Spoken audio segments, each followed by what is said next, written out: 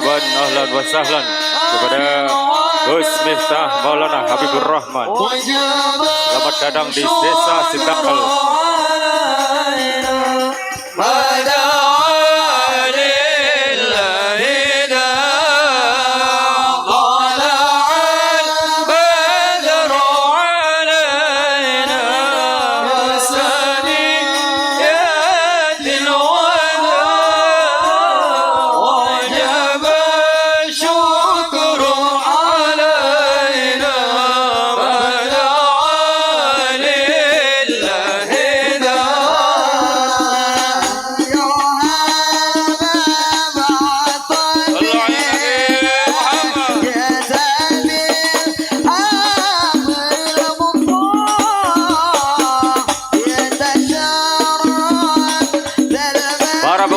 Diharap supaya tertib, ya, tidak menghalangi jalannya beliau untuk masuk ke atas panggung.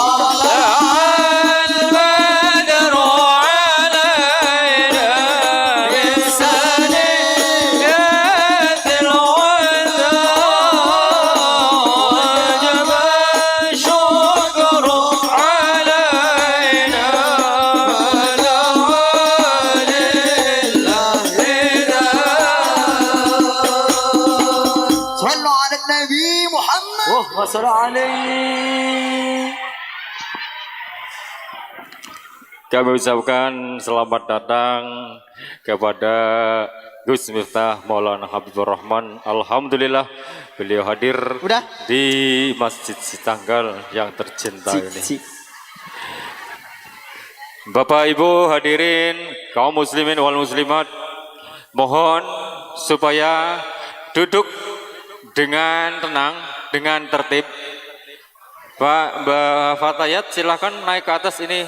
Dan Mbak Anissa sudah masuk. Ya.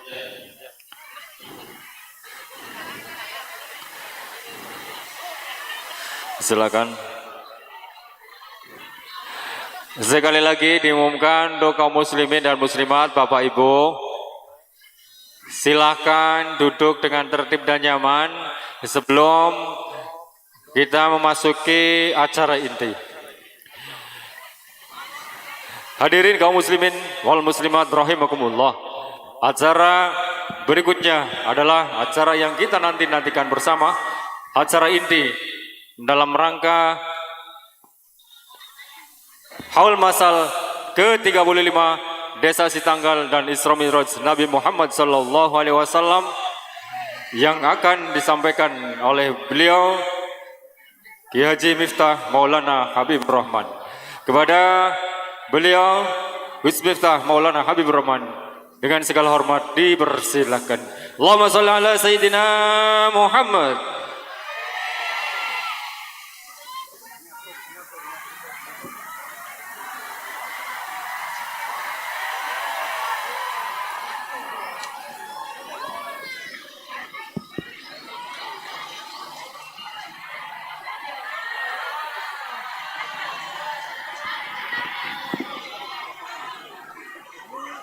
Assalamualaikum warahmatullahi wabarakatuh. Assalamualaikum warahmatullahi wabarakatuh.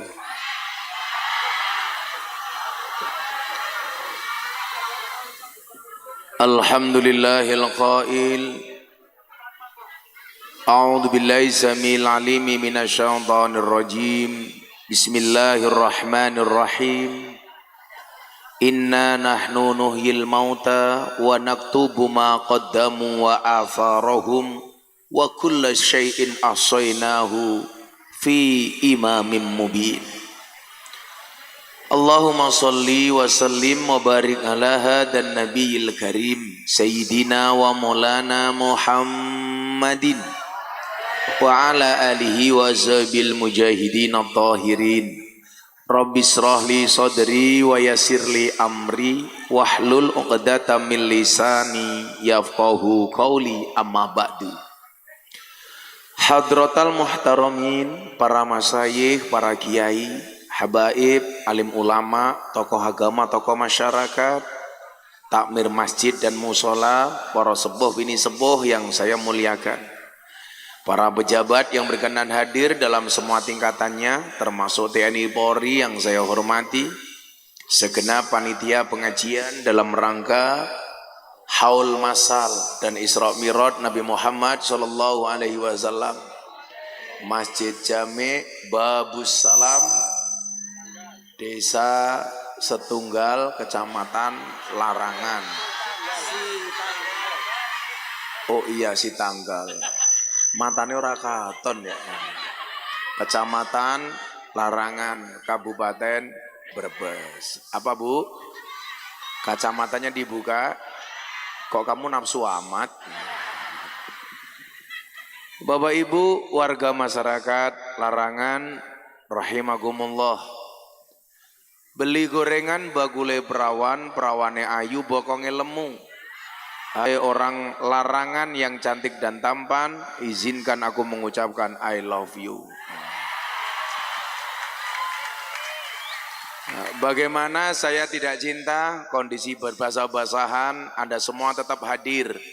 Tapi yakinlah, hujan pergi meninggalkan genangan, Gus Miftah pergi meninggalkan kenangan. Alhamdulillah. Bapak Ibu, kita hidup di dunia ini, tugas kita bukanlah untuk berhasil.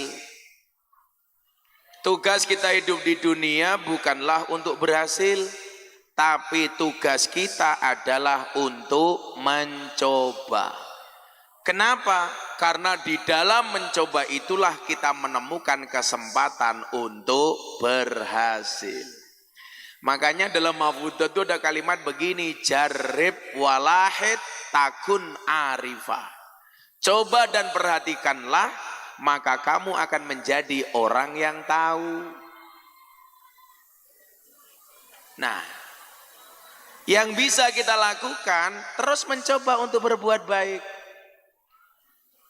Jatuh, bangkit lagi, gagal, ulangi lagi. Karena apa? Karena ternyata kewajiban kita itu bukan untuk berhasil, tapi untuk berikhtiar. Wajib itu hukumnya, mohon maaf, sukses itu hukumnya tidak wajib. Yang wajib itu berusaha. Makanya Ibnu Athaillah As-Sakandari ketika ditanya, ya Syekh, apa kunci kebahagiaan itu? Kunci kebahagiaan itu apa Bapak Ibu? Liyakilla ma tafrahu bih, yakilla ma tahzanu bih. Semakin sedikit standar kebahagiaanmu, maka semakin sedikit potensi kecewamu. Enak, sone enak sing pertama assalamualaikum mau. Iki rada atos iki. Tukang sonnya di mana? Oh di sana. Apa dibalik saja Mas? Aku ngeson, kamu ngaji di sini. Tadi yang pertama pas salam tadi enak. Iki rada atos. Kayak cangkeme ketua panitia ya. Ketua panitia ini siapa ya? Oh, halo bro. Kok ketuanya tua temen ya? Arane Pak siapa ya? Oh selamat. Selamat ya, kalau ke Jakarta namanya Slam. Nah, cek. Nah, Bapak Ibu yang saya muliakan, semakin kecil standar kebahagiaanmu, maka semakin kecil potensi kecewamu. Kenapa banyak orang itu kecewa? Karena standarnya itu terlalu tinggi. Ekspektasinya terlalu berlebihan. Makanya kalau bikin standar, apalagi standar dunia, itu yang biasa-biasa saja. Jangan terlalu tinggi. Saya sering ngomong, Mas, kalau kamu itu bikin rencana, omonganmu jangan terlalu tinggi. Kenapa? Karena kalau kuduren cangkemmu iso disampluk pesawat.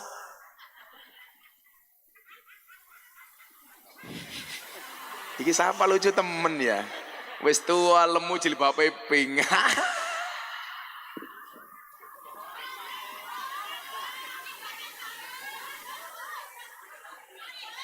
Arane siapa ya? Janati. Ibu tahu Janati artinya apa? Surgaku. Masa begitu aku manggil kamu sama hai surgaku. Masa bidadari kok tuane kayak kiye. Nah, Bapak Ibu yang saya muliakan, Allah itu tidak mewajibkan kita berhasil, tapi mewajibkan kita berusaha. Karena soal hasil itu mutlak urusan Allah. Sama halnya kita pengajian. Sudah direncanakan, pasang panggung, pasang tenda, sewa sound system. Begitu hari H pelaksanaan, hujan. Kita nggak usah sakit hati. Kenapa?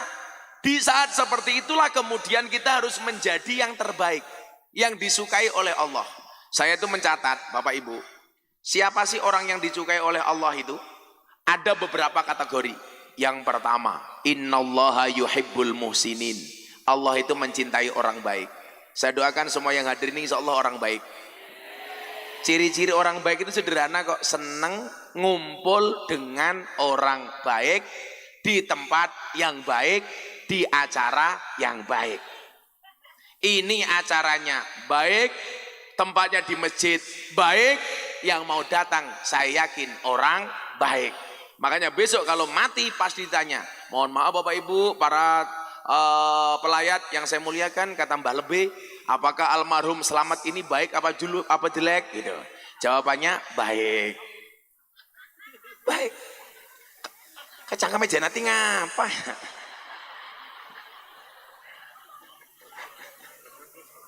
Oh janda gitu. Janati janda. Naksir halah. Wong jamae inyong bae artis ayu Janati. Tadi ada janda ikut pengajian artis loh. Ada Mbak Anissa Bahar tadi, mana Mbak Anissa Bahar? Oh di belakang. Jadi Bapak Ibu yang saya muliakan, yang disukai oleh Allah itu yang pertama apa? Coba kita rangkum dalam Al-Quran itu. Ada bahasa innallaha yuhibbul muhsinin. Allah itu mencintai orang baik. Makanya kalau pengen dicintai oleh Allah gampang, jadilah orang baik. Siapakah orang baik itu? Orang baik itu tidak hanya baik untuk dirinya, tetapi harus bisa membaikkan. Yang ada ini insyaallah saling membaikkan. Bagaimana caranya? Watawasau bil haq, watawasau bis sabr. Makanya dibilang khairul ashabi mayadulluka alal khairi. Sebaik-baik sahabat itu yang menunjukkan kamu kepada kebaikan. Jadi kalau ada kita sahabat, kita bermaksiat, dia diam, jelas dia bukan sahabat terbaik. Yang terbaik itu siapa? Kalau kita bermaksiat, sahabat kita mengingatkan bahwa kita harus meninggalkan kemaksiatan. Makanya saya selalu bilang, qulil haq walau kana murran, katakan yang benar walaupun pahit. Dan yang paling susah itu apa Pak? Ngomong benar kepada teman kita sendiri. Kadang-kadang karena sudah merasa dekat, bahasanya apa? Besti, umpamane. Pak Slamet bestinya Janati.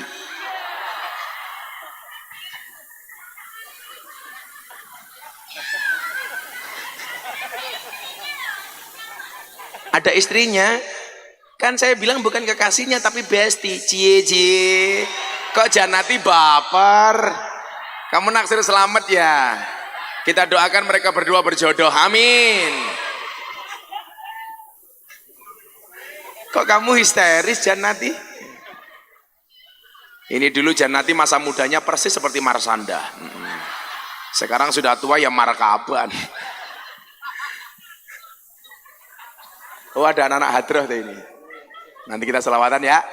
Lagunya Mangkupurel ya. Maka apapun yang baik itu disukai oleh Allah. Manusia baik disukai oleh Allah. Kenapa Nabi Muhammad orang yang paling dicintai oleh Allah? Karena Nabi Muhammad khairul bariyah, menungso sing paling apik. Nah, berarti apa? Kalau kita ngomongin Nabi Muhammad, kalau pengen jadi orang baik ya gampang. Wah sudah punya role model kok. Gak usah nyontoh siapa-siapa. Cukup nyontoh Kanjeng Nabi. Maka saya selalu bilang, kiai itu tugasnya bukan untuk dicontoh, tapi ngajak umat untuk nyontoh Kanjeng Nabi. Karena nggak ada yang bisa menyerupai Kanjeng Nabi. Nah, maka Bapak Ibu, kita hadir di sini berusaha untuk menjadi orang baik. Tapi jangan merasa baik. Harusnya merasa jelek. Makanya kalau dalam Al-Quran coba Anda lihat, orang yang merasa sok suci Pak, itu diingatkan, fala tuzaku anfusakum.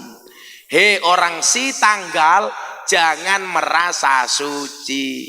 Kenapa? Huwa a'lamu bimani tako, karena dia Allah yang paling tahu siapa yang paling bertakwa. Coba Anda ingat-ingat, orang itu merasa paling baik saja nggak boleh. Mohon maaf, orang ahli ibadah dipamerkan saja nggak boleh, apalagi ahli maksiat. Maksiat kok dipamer-pamer ke umpamane ki inyong, wong lanang jagoan, sing paling akeh lontene, ya nggak boleh. Maksiat kok dipamerkan gitu. Makanya ini pernah terjadi perdebatan para habaib, para kiai, gara-gara para artis binaan saya seperti Raffi Ahmad, Atta Halilintar. Ini kan dulu sering sedekah diposting. Kemudian orang bilang, itu pasti nggak ikhlas, sedekah kok diposting. Mereka akhirnya tanya sama saya, bah, boleh nggak sedekah diposting? Saya bilang boleh. Karena sedekah itu boleh sembunyi-sembunyi, boleh terang-terangan. Sirron wa alaniyah. Mau sir boleh, terang-terangan boleh. Sedekah sembunyi boleh, sedekah terang-terangan boleh. Yang nggak boleh itu siapa? Sudah nggak sedekah tapi terang-terangan cangkeme cerewet. Wongnya ya teka gitu. Ya melu guyu. Biasanya jilbabnya pink.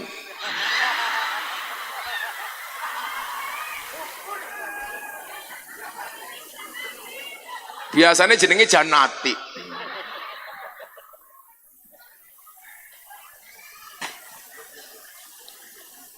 Imam Al-Ghazali mengatakan begini, ketika ditanya apakah boleh memperlihatkan amal, jawaban Imam Al-Ghazali apa? Boleh selama hatinya terhindar dari takabur, selama hatinya terhindar dari ujub, selama hatinya terhindar dari sum'ah. Jadi kalau hati kita bisa terjaga, mau memberi terang-terangan boleh. Kadang-kadang juga lucu, sedekah 1 juta disumbangkan ke masjid. Ditanya sama panitia, nanti atas nama siapa Pak? Hamba Allah. Begitu diumumkan di mimbar, hamba Allahnya duduk di bawah. Alhamdulillah hari ini kita mendapatkan sedekah dari hamba Allah 1 juta. Hamba Allah langsung bilang, itu saya.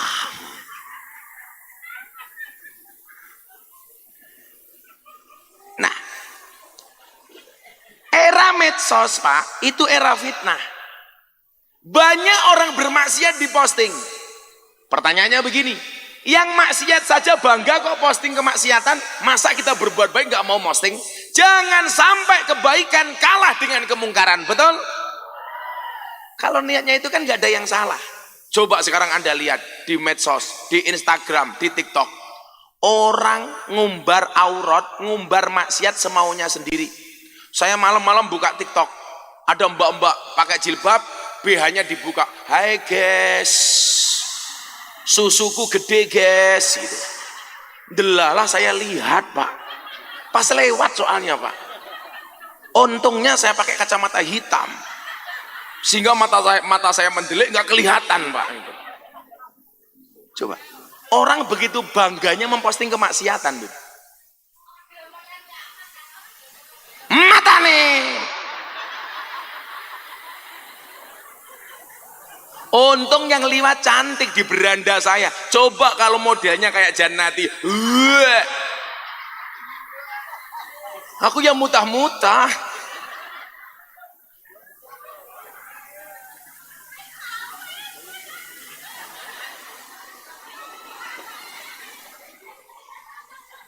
Saya pengen kita semua ini sebagai dai ya. Saya bilang apa? Dakwah itu memang bukan profesi. Tapi apapun profesinya harus berdakwah. Orang mengatakan begini, para kiai mohon maaf banget. Jangan berdakwah nunggu alim. Saya nggak setuju kok. Justru jangan mengatakan nunggu alim baru berdakwah, salah. Tapi berdakwahlah sampai kamu menjadi alim. Tentunya dengan proporsinya masing-masing. Anak-anak hadroh penerbang.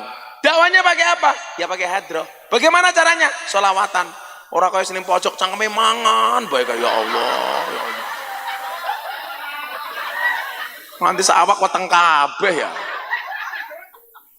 Awakmu julemu-lemu. Arane wong lanang ki wetenge gede biasanya manuke cilik. Malah badok bae cangkeme ya.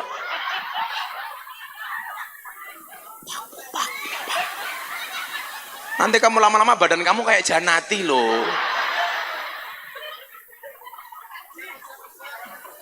Nah.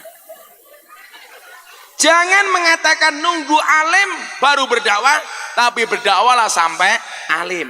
Saya dulu sering diskusi, kebetulan saya berkawan dengan para kiai, para gus. Ada orang mengatakan begini, 100% menurut saya ini benar, tapi kurang bener. Mila wong Jawa ki kudu bener lan bener. Mengatakan begini, idealnya menjadi kiai itu seperti Kiai Bahauddin Nur Salim alias Gus Baha. Saya setuju. Tapi persoalannya, kalau orang Indonesia nunggu alim seperti Gus Baha, yang bisa kayak Gus Baha itu berapa? Satu. Yang kedua, medan dakwah ini terlalu luas. Maka seharusnya apa? Berdakwah sesuai kemampuan masing-masing. Contoh, Gus Baha alim, tapi nggak mungkin kealiman seperti Gus Baha harus belusuan ke lokalisasi klub malam, tempat karaoke, ketemu purel. Itu wilayahnya orang yang tidak alim seperti Gus Miftah.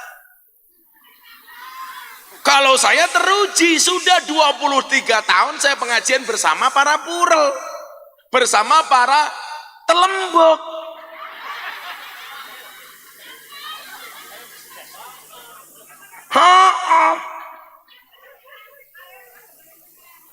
Kok ngomong telembok, Janati seneng temen ya? Malah kurang ajar, mantan telembok keprimen ya? Bukan ya. Artinya apa Pak? Medan dakwah itu terlalu luas. Makanya kemudian apa? Syarat menjadi dai itu apa toh? Kan ayatnya jelas. Ud'u ila sabili rabbik bil hikmah. Siapapun yang menyeru kepada jalan Tuhan, itulah dai. Para habaib yang ada di Indonesia menyeru kepada jalan Allah dengan menggunakan apa? Qasidah, dengan burdah, dengan simtud duror, dengan berjanji. Maziahnya memang di situ. Bagaimana menumbuhkan rasa mahabbah kepada Kanjeng Nabi. Layak wong mereka anak cucunya Kanjeng Nabi kok. Betul. Makanya kemarin saya mendengar satu ceramah begini. Orang-orang NU sekarang sudah tidak menghormati para habaib. Loh, kamu salah. Kalau kamu mengajarkan orang NU untuk mengajari habaib, itu sama halnya kamu mengajari bebek untuk berenang. Dulu orang belum kenal Habib. Habib datang pertama kali di Indonesia, yang menyambut dengan tangan terbuka dan memuliakannya adalah orang Nahdlatul Ulama. Jangan salah. Dulu orang belum kenal Habib, NU sudah kenal Habib. Jangan hanya gara-gara kasus 1-2 Habib yang kemudian agak bersinggungan dengan Nahdlatul Ulama, orang NU dikatakan tidak mencintai Habib. Contoh umpamane, orang NU banyak bersinggungan dengan Habib Rizik.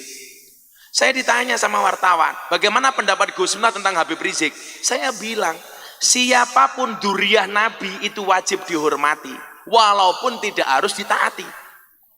Karena dalam kitab taklim ada kaidah yang bunyinya al-hurmatu khairum minat ta'ah.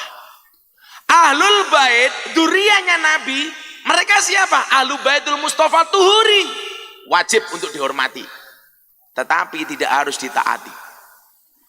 Contoh yang paling gampang. Al-hurmatu khairum minat ta'at. Imam masjid mriki namanya sinten? Arane Pak siapa? Pak Kiai Aspuri. Pak Kiai Aspuri niki umpamane Kiai ini inyong.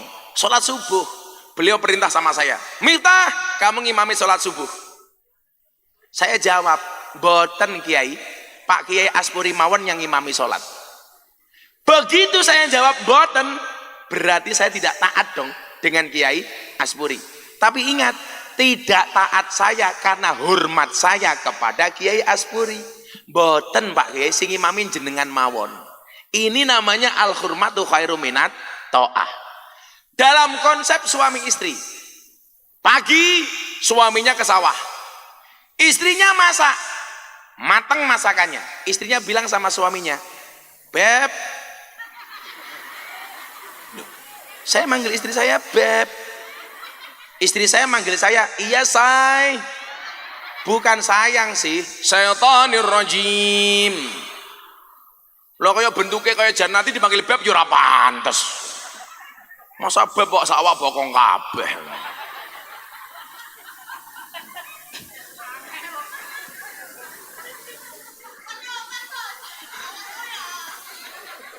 Allah kemayu.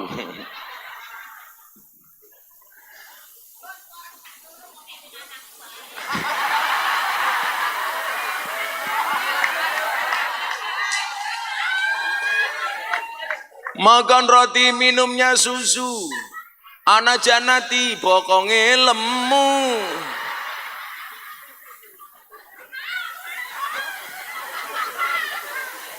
Istri bilang sama suaminya, "Mas, sarapannya sudah mateng, yuk makan dulu." Suaminya jawab, "Bu, nanggung, saya menyelesaikan pekerjaan dulu, silakan ibu makan dulu. Silakan istriku makan dulu." Kalau Anda paham kaidah ini, Anda akan mengatakan, "Boten, saya makan nanti nunggu bapak, nunggu suami." Ini namanya al-hurmatu khairu minat ta'at. Jangan sebaliknya. "Pak, ayo sarapan." Suaminya jawab, "Bu, sampean sarapan dulu." Istrinya malah jawab, "Oke." Ceniningan tak kandani. Lah, sama halnya kita dengan habaib. Contoh, saya dulu dibilang ramai sama Habib Rizik gara-gara pilpres. Enggak, beliau orang yang sangat saya hormati walaupun saya berbeda pendapat dengan beliau. Kan berbeda pendapat boleh, betul. Lah, orang NU saya pesan, selama dzurriyyahnya Kanjeng Nabi, tolong jangan pernah kamu benci. Karena Imam Al-Ghazali mengatakan apa? Syarafun nasabi min salazi jihatin. Kemuliaan nasab itu bisa dilihat dari tiga sudut, tiga arah. Ulaha yang pertama, al-intiha ila syajarati Rasulillah sallallahu alaihi wasallam. Nasab yang langsung terhubung kepada Rasulullah. Apa kata Imam Al-Ghazali? Fala yu'adilahu syai'un. Tidak ada lawan bagi orang-orang seperti itu. Makanya saya bilang sama Abah Lutfi, kenapa saya itu menghormat banget sama Abah Lutfi? Satu, beliau guru saya. Dua, istrinya beliau Mama Salmah itu masih mampu nasab, mampu darah dengan saya. Yang buka siapa? Abah Lutfi sendiri ketika pengajian di Tegal. Beliau bilang, "Nak, kamu cintai Habib itu bukan karena nasibnya, tapi karena nasabnya." Karena banyak Habib, nasabnya nyambung sampai Kanjeng Nabi, tapi nasibnya nggak beruntung. Betul? Karena nasabnya bukan karena nasibnya. Karena nasab tidak berbanding lurus dengan nasib, apalagi dengan nisab. Nasab, nasib, nisab. Tolong, Habib siapapun, termasuk Habib Bahar, saya mungkin berbeda cara dengan beliau ketika berdakwah, tapi kehabaibannya saya hormati. Dan ini pula nilai-nilai yang diajarkan oleh Nahdlatul Ulama dalam konsep tasammuh, toleran. Jangan sampai orang NU toleran sama non-Islam, tetapi nggak bisa toleran sama orang Islam itu sendiri. Contoh, saya musuh pemikiran Wahabi, tapi yang saya musuhi adalah pikirannya, pendapatnya, bukan orangnya. Buktinya, sebelum Ramadan, saya berkelahi di medsos dengan Ustadz Khalid Basalamah soal hukum wayang. Ustadz Khalid Basalamah mengatakan wayang itu haram. Saya tolak dengan keras. Tapi yang saya tolak pikirannya, pendapatnya. Haji Pak delalah tahun kemarin. Tenda saya wukuf Arafah jejer sama tendanya Ustadz Khalid Basalamah. Modar aku ya kowe. Orang-orang bilang ini mesti miftah perang sama Ustadz Khalid Basalamah. Oh enggak. Begitu Ustadz Khalid keluar dari tendanya, saya datangin. Assalamualaikum Ustadz. Orang kaget dipikir mau kelahi di Arafah. Saya peluk. Kenapa? Yang saya musuhi adalah pola pikirnya. Bukan orangnya. Ini yang mahal, Pak. Di Indonesia itu mohon maaf, kalau berbeda pendapat dikira musuh. Betul? Jangan. Shallu ala Nabi Muhammad. Kemudian yang kedua apa? Kalau yang pertama al-intiha ila sajarati Rasulillah, yang kedua adalah al-intima ilal ulama alladzina hum warasatul anbiya. Nasab terbaik kedua adalah yang nyambung langsung dengan generasi para ulama. Dan yakinlah, kalau hari ini ada ulama besar, walaupun bapaknya bukan ulama besar, itu rata-rata biar nasabnya mbah-mbahnya orang-orang besar. Yakin Pak saya. Dari dulu tuh saya paling malas ngomong nasab Pak. Sampai sekali-kali Habib Lutfi bilang sama saya begini, Le, sekali-kali nggak apa-apa, biar orang juga tahu. Biar nggak salah paham sama kamu. Saya tuh kalau ngomong nasab Pak malu. Karena apa? Wasyarul alamina dawul khumuli idza fa'akhartahum dzakarul jududa. Generasi yang paling jelek itu siapa? Ketika ada orang hebat, dia mengatakan kehebatan orang ini nggak ada apa-apanya dibandingkan mbah saya. Tetapi di saat dia ngomong seperti itu, dia bukan siapa-siapa. Maka dulu ketika saya mau dipek mantu sama Kiai top, saya menolak. Saya nggak mau. Gus, gue tak pek mantu. Mohon maaf Kiai, saya nggak mau. Alasan saya sederhana Bu. Kalau saya punya mertua hebat, satu saat saya menjadi orang hebat, orang akan mengatakan lumrah Miftah itu jadi orang hebat. Kenapa? Karena punya mertua hebat. Kalau sampai saya tidak menjadi orang hebat, maka orang akan mengatakan Miftah kayak goblok, mertuane hebat kok mantune ra iso hebat. Maka saat itu saya minta sama Allah, ya Allah, saya mencari calon mertua yang biasa-biasa mawon. Bila perlu gampang tak apusi. Kobul Pak itu.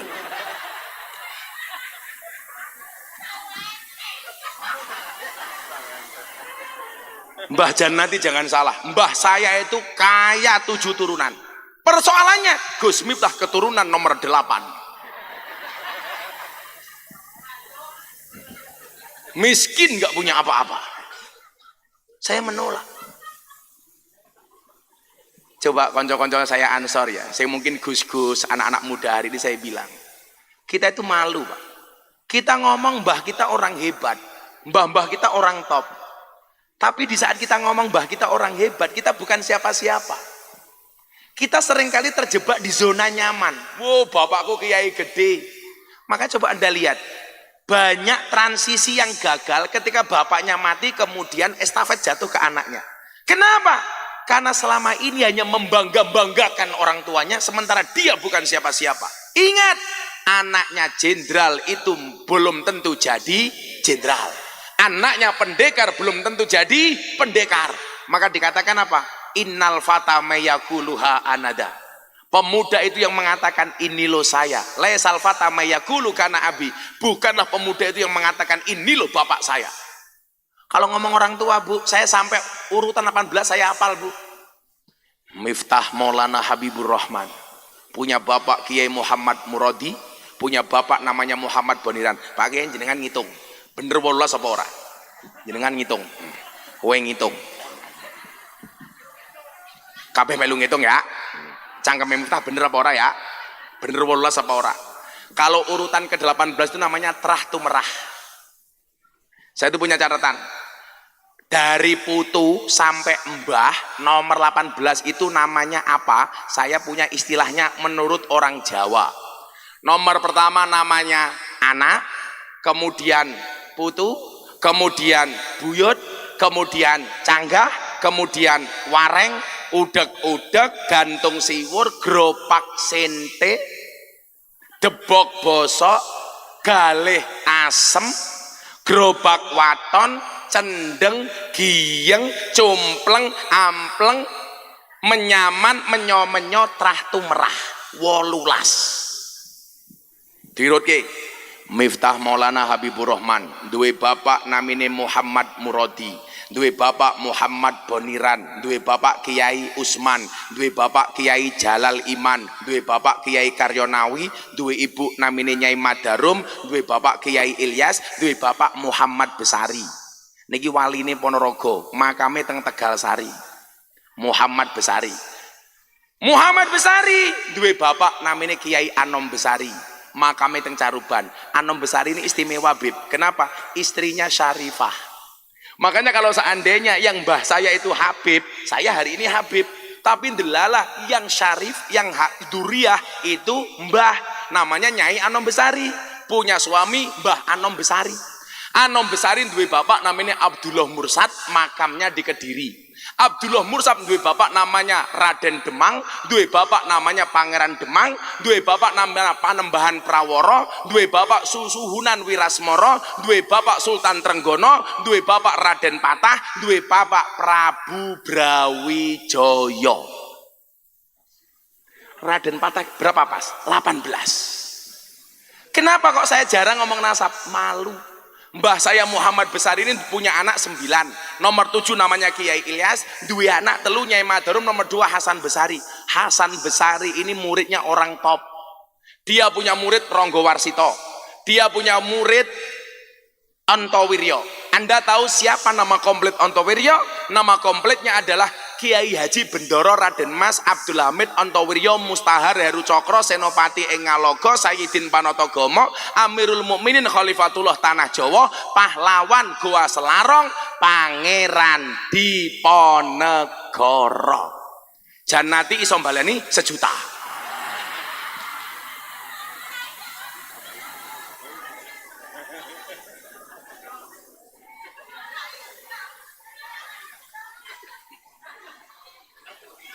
Saya malu ngomong mbah saya apa? Mbah saya muridnya Rangga Warsito, duwe murid Antowiryo, duwe murid Cokro Aminoto. Lah Gus Miftah duwe murid Telembok, kan aku malu.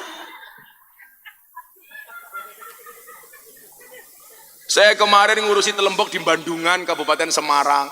Baru selesai pengajian di Telembok Sarkem. Besok ini di Tretes, Pasuruan. Di mana ada Telembok, itu pengajiannya sama Gus Miftah. Kenapa? Karena kalau sama Kiai Asburi bahaya. Kiai Asburi mau masuk nggak mau keluar. Saya ngaju wayu-wayu Kiai, beda nih si tanggal Janati.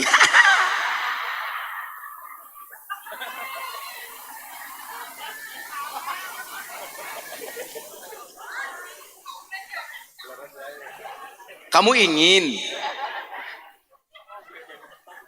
jadi ngombe dewek tok. Yo cangkem-cangkem nyong dewek ngapa ya Janati ya? Macam-macam tak santet meteng loh kowe.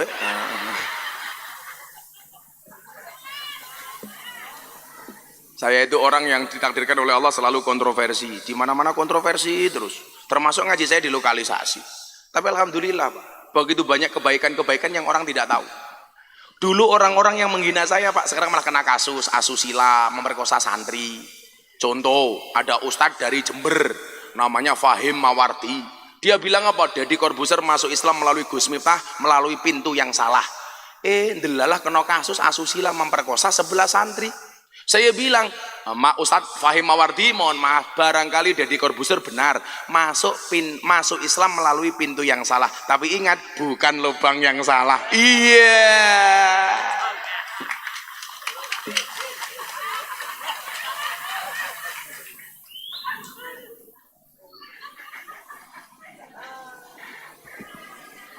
Ya, selamatan dhisik ya. Aku capek aku. Ini ada Mas Haryo juga, putranya Mas Entrus, Mas Haryo. Mbak Anissa di sana ya, Mbak Anissa. Ini Mas Haryo. Gus Miftah itu zamannya artis-artis. Yang terbaru idolanya Pak Asburi, Lu Cinta Luna.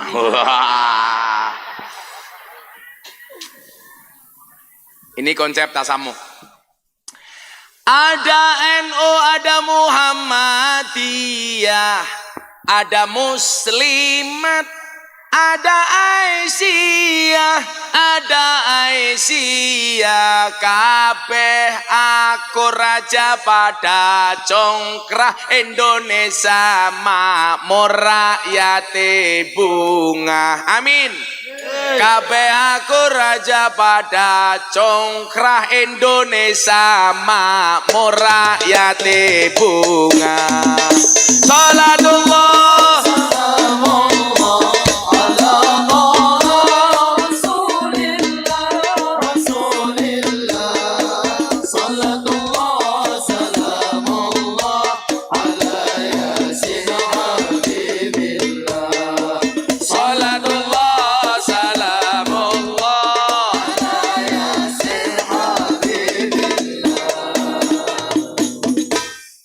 NO.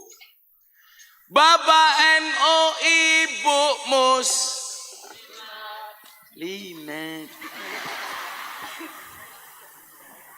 Saya yang dari siang ngaji, tadi siang puasa, baru buka puasa masih semangat kok. Janati limat. Sing banter ya. Semangat Janati. Saya lihat botol ini gede kayak Janati ya. Wih, Fatayat sing banter. Jawabannya menurut muslimat karo Fatayat ya. Bapak NU, Ibu Mus, Kakang Ansor, Ade Fatayat, tahlilane saben malam. Mulai tahlilan padha nggawa rahmat. Badokan bae sing dipikir.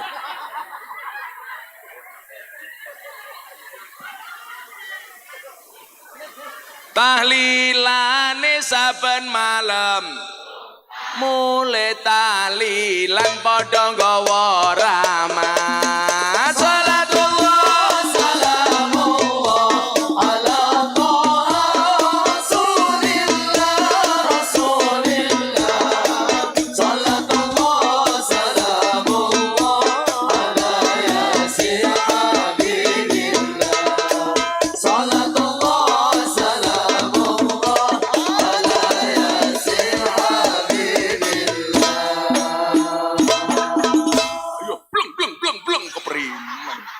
elek temen ya. Insyaallah besok Gus Miftah masuk surga dikawal sama tim Hadroh. Tapi ya itu di surga Gus Miftah kelon sama bidadari, tim Hadrohan tok kayak gitu. Keteplok. Lumayan nonton Kiai kelon ya. Ya asalkan bidadari ini orang kayak Janadi. Dolan ning sawah atus ning kali, kayu nongko digawe lemari, Gus Miftah gagah lan sregep ngaji, okeh rondo sing jaluti diajari ngaji. Emangnya aku cowok apaan? Salatullah salamullah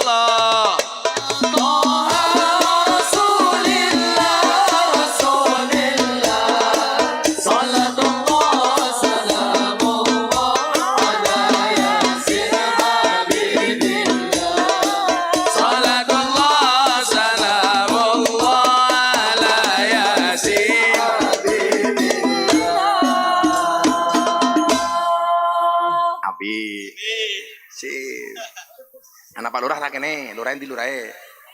Mau pacare. Lurahe minggat.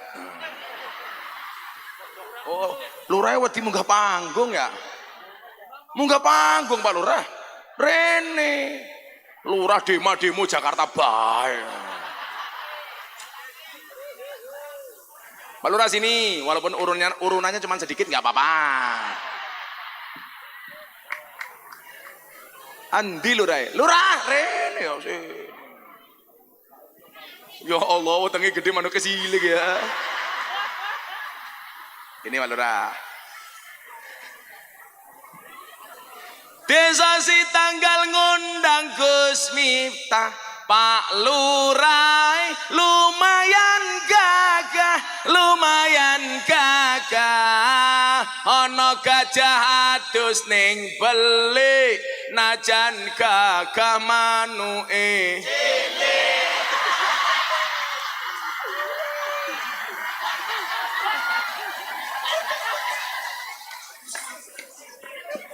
manuke apik kok cilik keprimen. Manuk emprit, sepil matamu, sepil.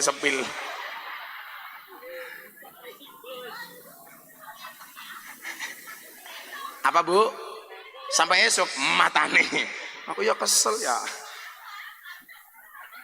Duduk sini Pak Lurah. Duduk yang santai aja Pak Lurah. Duduk sini loh. Malah, oh kamu tahu, kamu di sana ngelirik Mbak Anissa Bahar ya? Iya. Matane. Yura apa Pak Lurah? Kayak janda Pak Lurah. Kalau Pak Lurah nikah dengan janda, nggak ada malam pertama, adanya malam terusan. Iya. Apa? Yura apa? Paling mulai nggak diwenehi. Langsung Pak Lurah nyanyi lagu Gus Miftah sing anyar. Saben malam jemuah bojoku angel digugah. Iya. Saben malam jemuah bojoku angel digugah. Aku ra tau dibagai banjur aku budal patroli. Terus metu bengi gugah rondo etan kali. Sapa sing ngajari? Asfuri.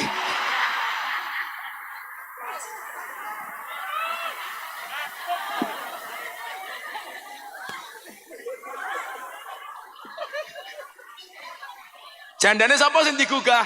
Jannati. Digugah diajak ngaji. Nang kene bae. Ora usah demo-demo ning Jakarta, lurah malah pada demo. Minta perpanjangan jabatan 9 tahun. Alasannya supaya warganya tidak bertengkar karena terlalu pendek 6 tahun. Sudah disyukuri saja, tak doakan jadi lurah 6 tahun 3 periode. Gaya minta 9 tahun, alasannya bla bla bla. Padahal alasannya bukan itu, karena modalnya belum balik kayak gitu.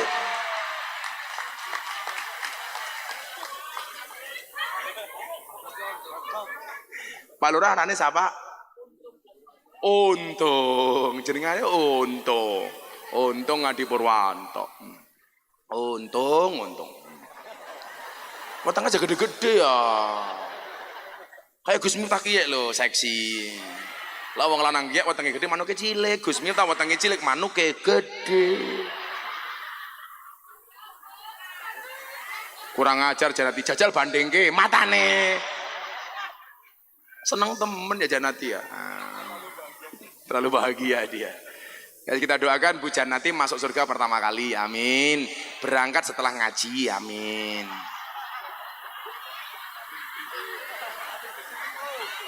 Jadi bar ngaji Janati mati. Baru sadar. Nah, satu niku. Kiai-kiai niku. Al-intima ilal ulama alladzina hum warasatul anbiya.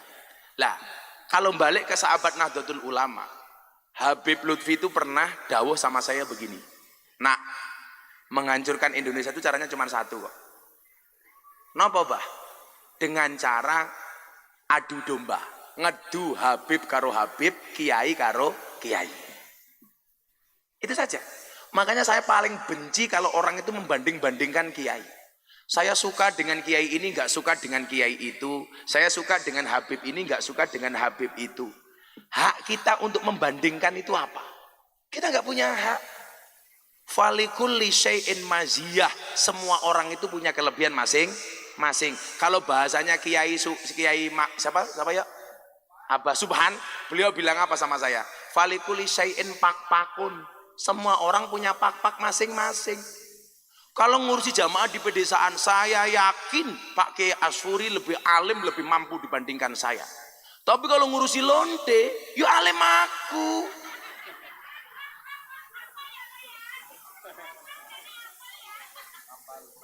Karena aku hafal bagaimana menaklukkan para londe. Kayak kemarin Pak, ada Purel kirim foto melalui pengusaha di Kalimantan. Ada mbak-mbak Purel dadanya ditato. Gus Miftah. Tak buka HP ini, wow. Untung seksi. Coba kalau kayak Janati.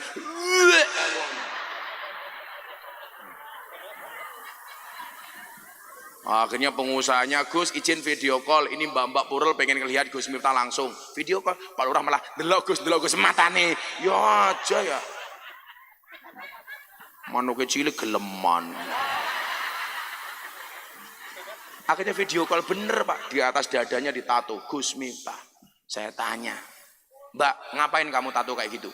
Kan saya cinta sama Gus Miftah. Wah, kan dulu Gus Miftah pernah bilang, seseorang itu besok di hari kiamat akan dikumpulkan bersama orang-orang yang dicintainya. Iya, mungkin kita tidak bisa bersama di dunia Gus, tapi bisa bersama di akhirat. Ya Allah, saya langsung ngelus dadanya istri saya. Ya Allah. Saya bilang sama mbaknya, tato kamu itu bagus, tapi lebih bagus lagi kalau turun dikit. Akhirnya ngono lagi ya dia. Pak Kiai penasaran, nanti habis pengajian lihat ya Pak Kiai ya. Loh kan undang-undangnya kalau mau lihat cuma satu. Ya Ali, la tajbi'in nadroh fa inna lakal ula wa laisa lakal akhirah. Wahai Ali, jangan kamu ikuti pandangan pertamamu dengan pandangan keduamu. Yang pertama itu milikmu, yang kedua bukan milikmu. Makanya Gus Miftah kalau lihat yang seksi cukup sekali, tapi yang lama. Ya pada baik, yang enggak ya.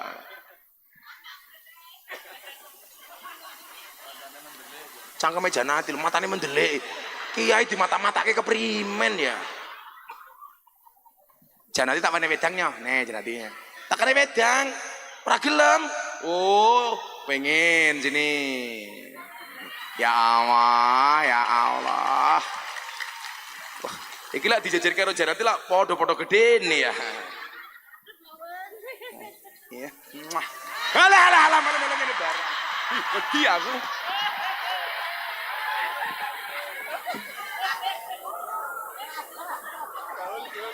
Gaul temen ya.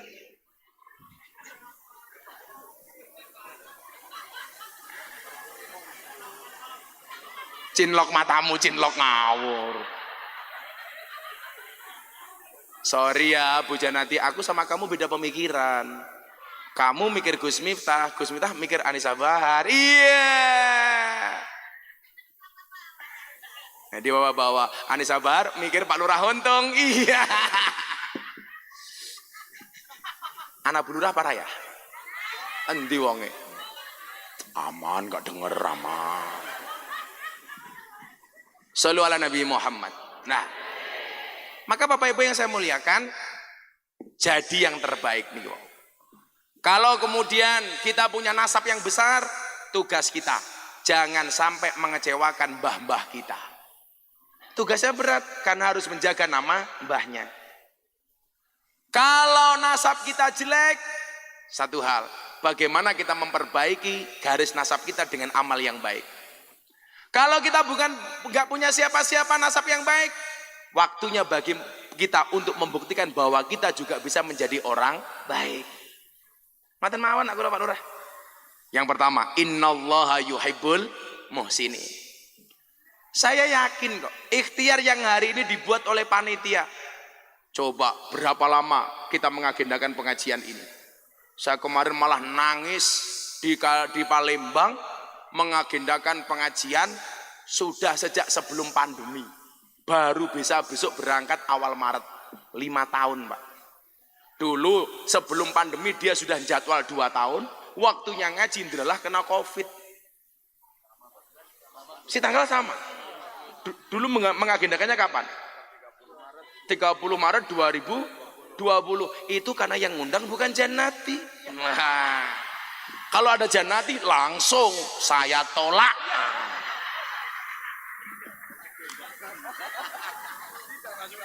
Enggak masuk agenda. Langsung aku bilang, aku zizi aku.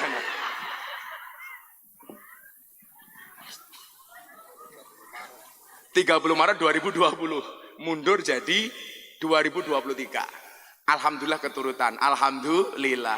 Saking senengnya ibu-ibu sini pengajian Pak, coba Anda lihat, duduk di depan sendiri, tungkai selonjor ke ya Allah, ya Allah. Orang rumangsa ini tungkai meletek-meletek yo. Ki wong ngendi kuwi jane. Nah, maka niki nyuwun sewu. Kenapa ada orang yang dihauli? Ya, karena ada kebaikan yang bisa kita rasakan. Makanya ayat yang saya baca tadi apa? Inna nahnu nuhyil mauta wa naktubu ma qaddamu wa asarahum. Yang akan dilihat oleh anak cucu kita itu apa? Asarnya, bekasnya, jejaknya. Makanya kenapa kiai-kiai para dulu itu rata-rata nulis kitab? Karena akan dikenang oleh generasi berikutnya dengan kitab-kitab yang ditinggalkannya. Contoh, ini ada Mas Haryo. Dulu almarhum Ki Entos itu kalau ketemu kiai Pak, itu selalu nulis. Kalau ke tempat saya yang disiapkan pasti bolpen sama buku, nulis. Dan ketika beliau meninggal, tulisannya masih ada. Sekarang tulisan-tulisan itu dibukukan oleh anaknya Ki Haryo. Makanya Kiai Said Agil Sirot, mantan ketua umum PBNU, beliau bilang begini sama saya, ketemu di Madinah, sama-sama haji. Gus, kamu segera nulis buku. Kenapa Kiai? Karena kalau kamu besok mati, yang akan dilihat oleh generasi berikutnya itu buku. Saya bilang, Kiai, kalau kiai-kiai zaman dulu harus punya buku. Kalau sekarang enggak, kenapa? Begitu orang pengen kenal dengan Gus Miftah, yang dilihat bukan bukunya tapi YouTube-nya. Makanya Kiai Said ngasih julukan saya wali YouTube. Sekarang dapat julukan lagi, wali bokong truk. Karena gambar saya banyak di bokong truk. Dari bokong truk sampai bokong mobil sedot WC, ada gambarnya Gus Miftah. Mungkin bisa lebih heboh lagi kalau di bokong truk ada gambarnya Gus Miftah, ada gambarnya Janati. Iya.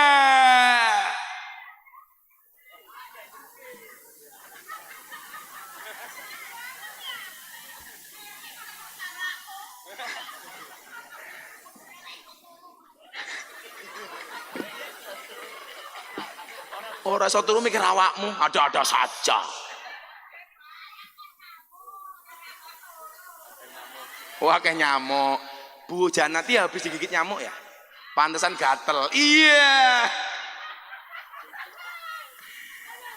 Nah, yang akan dikenang tuh ininya Bu, asarnya. Makanya dalam surat Al-Mulk kita lihat, apa sih tugas manusia itu supaya asarnya dikenang? Alladzi khalaqal mauta wal hayata liyabluwakum ayyukum ahsanu amala. Lah, kenapa ada haul? Karena ada kebaikan dari orang-orang yang kita peringati hari kematiannya. Saya kemarin ditanya Pak, perihal tentang dalil kita haul. Saya bacakan pendapatnya Ibnu Hajar Al-Asqalani. Saya kemarin sempat nulis. Bagaimana kemudian Ibnu Hajar Al-Asqalani menyikapi tentang haul yang kata orang Wahabi itu tidak ada dasarnya. Lah Wahabi lah apa pernah entuk tuh Pak? Makanya sekarang saya itu lagi berpikir, Muhammad bin Salman itu keras banget sama Wahabi. Sehingga peraturan dulu yang dibuat oleh Wahabi, Pak, sekarang dilanggar semua.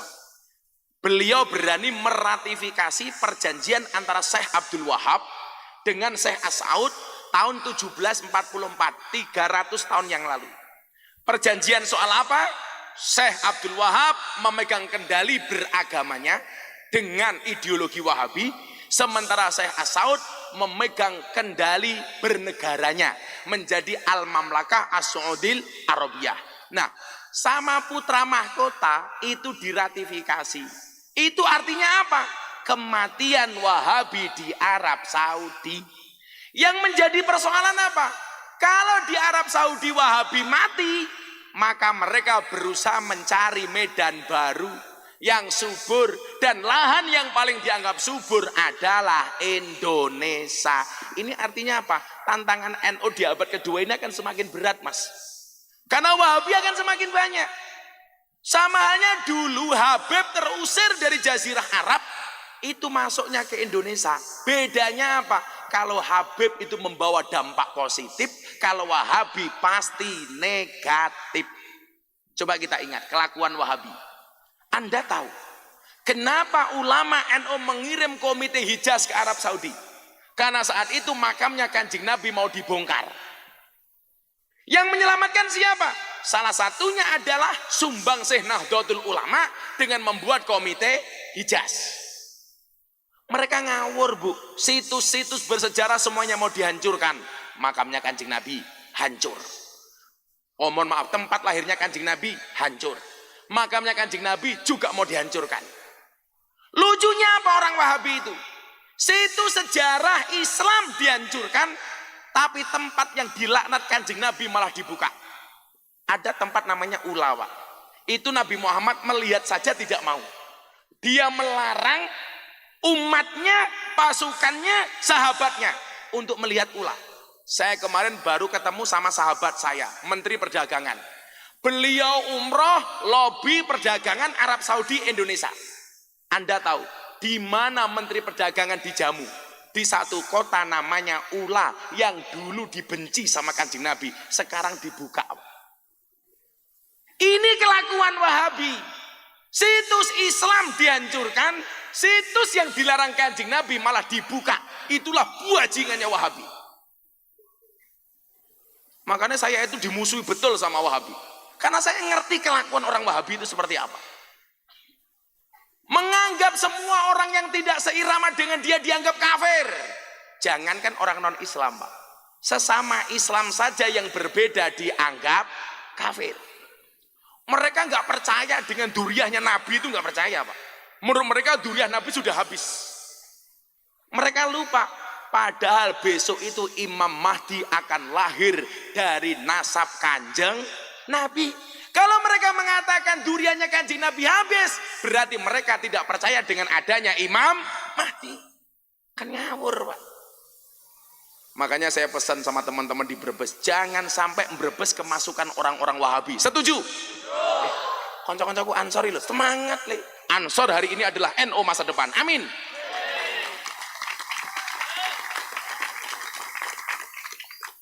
Ini bahaya Bapak Ibu. Contoh umpamanya persoalan tentang haul sebagaimana tema. Saya bacakan pendapatnya Ibnu Hajar Al-Asqalani. Supaya jenengan mantep dadi wong NU, aku melu haul ki ana dasare apa ora. Mungkin Pak Kiai Asfuri juga pernah menjelaskan. Tapi persoalannya beliau tidak seganteng saya. Mohon maaf Pak Kiai Asfuri, nyuwun sewu banget. Kita berada di atas panggung yang sama tapi dengan amplop yang berbeda. Siapa yang ngamplopi? Selamat. Aja mulai metak kekrek kowe. Kita doakan selamat panjang umur. Jadi orang sedunia mati, selamat hidup sendiri. Amin. Yang ngubur dewek, yang gelundung ya. Apa kata Ibnu Hajar Al-Asqalani? Dzikra yaumil wafati li ba'dil auliya wal ulama. Memperingati hari kematian sebagian aulia dan ulama. Mimma la yanhahu syariah. Itu tidak melanggar syariat agama. Haitsu annaha tastamilu ghaliyan ala salasati umurin, karena biasanya hal itu minimal mengandung 3 hal. Jadi apa Bu? Tidak melanggar agama. Kalau Habib Lutfi bilang sama saya begini, apa hikmah haul? Oke Le. Salah satunya adalah menumbuhkan rasa malu. Rasa malu kepada siapa? Rasa malu kepada orang mati. Yang mati saja masih diingat kebaikannya, masa yang hidup tidak bisa berbuat baik. Coba gara-gara haul, tendane payu, sone payu, panggunge payu, syutinge payu, bakul seneke payu, kiyaine payu pira, ning si tanggal wis murah dinyang. Semuanya laku. Ini laku karena siapa Bu? Karena yang mati. Yang kedua apa? Menumbuhkan sifat kebersamaan. Coba gara-gara haul, kita semuanya menjadi kompak. Yang bermusuhan tetangganya tetap malam hari ini hadir dalam haul, menumbuhkan kebersamaan. Makanya kita harusnya malu. Yang mati saja masih bisa mempersatukan, masa yang hidup nggak bisa bersatu? Betul Bu? Makanya kalau Pak Aswuri mau sholat, apa yang beliau baca? Begitu mau sholat, ibu-ibu lebih suka saya duduk apa berdiri? Itulah perempuan. Di mana-mana suka yang berdiri. Apakah Untung masih bisa berdiri? Kayaknya Untung ngene ya, paling isine mung kaya pentil. Untung jawab, iya pentil tronton. Pentil tronton ya tetap cilik tong. Bukan masalah ukurannya Pak Untung, tapi bagaimana cara mainnya. Itu lo ngudek wedang itu loh kayak gini. Kamu belum paham, kamu belum balik. Saya doakan mas-mas satria yang di belakang mudah-mudahan segera menikah. Dengan siapa? Jannati.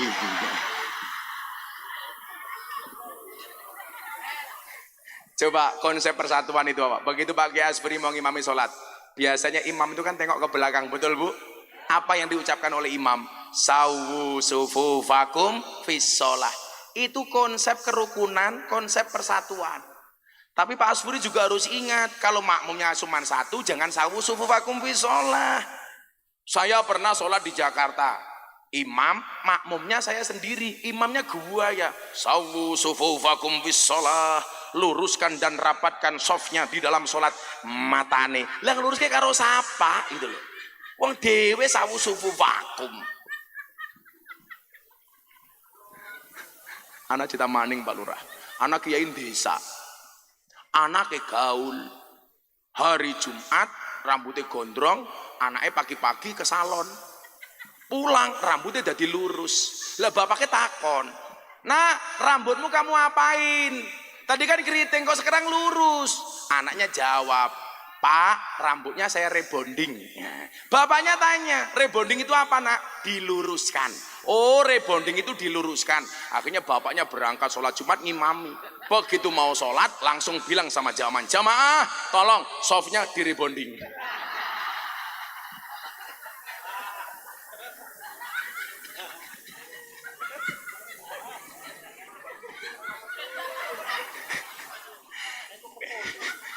Janati jangan nguyuh.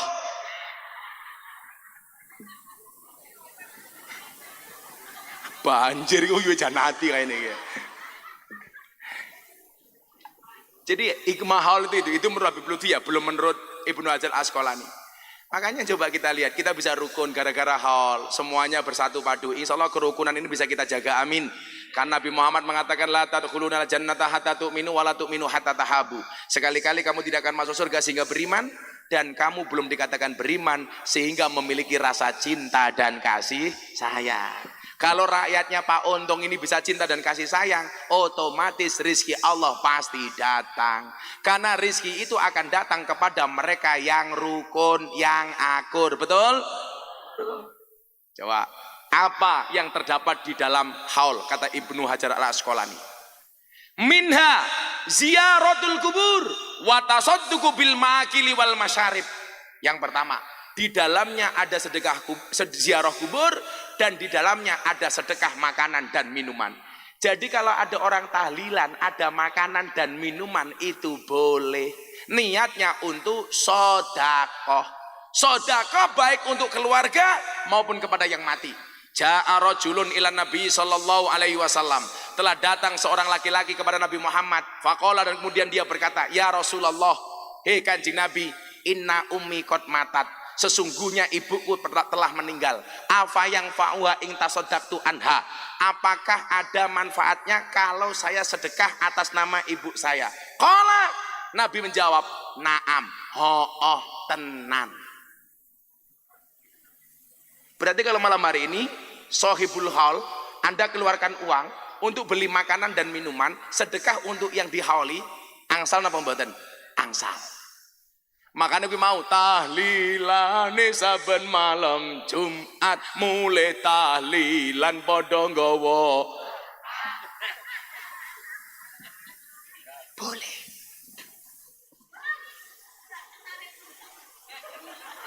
Ya udah, kata Bu Janati, puyeng guyu bae. Mulai sekarang tidak boleh ketawa. Malah tambah guyu. Wong kok yang temen ya urusane ya. Nah, Bapak Ibu yang saya muliakan. Jadi kon menang. Loh, kok jenengan ngomong terus? Lah aku diundang rene kon ngomong goblok. Kok jenengan ngomong terus keprimen? Iki kepiye ya Janati ya? Iki anaknya siapa ya anaknya ya?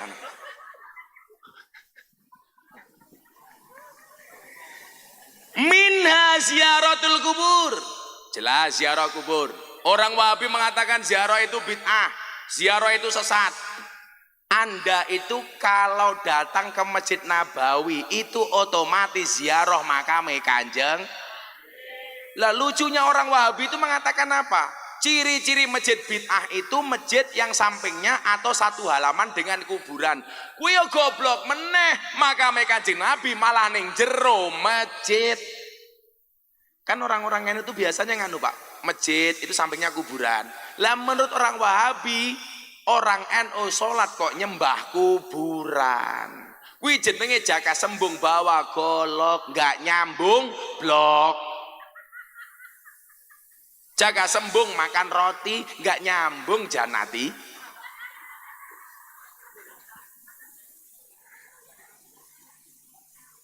Jadi coba Anda lihat masjid wong NU niku rata-rata Pak kuwatah sing sampingan karo makam. Wis kaya masjid Demak makam. Kalau dia katakan itu masjid bid'ah, berarti masjid Nabawi ke mbahe bid'ah wong di dalamnya ada makame Kanjeng Nabi. Kowe wani ngomong ngono? Ah gebuk cangkemmu kok. Bilang begini sama saya. Ciri-ciri masjid bid'ah itu di dalamnya banyak kaligrafi. Kue berarti ratau tindak masjid Nabawi. Wong masjid Nabawi full kaligrafi. Sing kula sengit menen niku omongane sinten? Mantan artis. Ketoke kancane Mbak Anissa Bahar. Namanya Faifi. Dulu artis seksi, sekarang hijrah. Dia mengatakan apa, Pak? Memasang kaligrafi Muhammad bersanding dengan nama Allah di masjid itu haram. Kenapa? Karena seolah-olah memposisikan Nabi Muhammad sama dengan Allah. Kui juga tidak berdasar. Tak wene ngerti. Nopo kok awake dhewe masang kaligrafi nika masjidnya ana Allah ana Muhammad. Nggih napa mboten? Masjidnya jenengan enten apa mboten? Mesti ada. Kalau nggak ada berarti masjidnya kere nggak butuh anggaran. Ceritanya ngeten. Nabi Adam itu kan sejarah itu pisah karo Siti Hawa itu pirang tahun, Pak? 300 tahun. Setelah kemudian fa'azallahuma syaiton dikeluarkan dari surga gara-gara digelincirkan oleh setan, terprovokasi dengan bujuk rayu setan, Allah mengeluarkan mereka berdua dari surga. Bainal masyriq wal maghrib, antara timur dan barat. Bener mereka barat ya? Timur dan barat. Pisahnya 300 tahun, saling mencari. Padahal begitu keluar ke dunia dari surga dalam keadaan telanjang. Padahal nyuwun sewu, Nabi Adam tingginya 70 meter. Lah Nabi Adam 70 meter keluar dari surga dalam keadaan telanjang. Pertanyaan saya, sarungnya sepira? Sarungnya. Lah isinya sepira? Nabi Adam cari Siti Hawa cari Siti Adam sambil nyanyi. Sayang, apa kowe krungu? Nabi Adam jawab dari jauh, kamu nanya.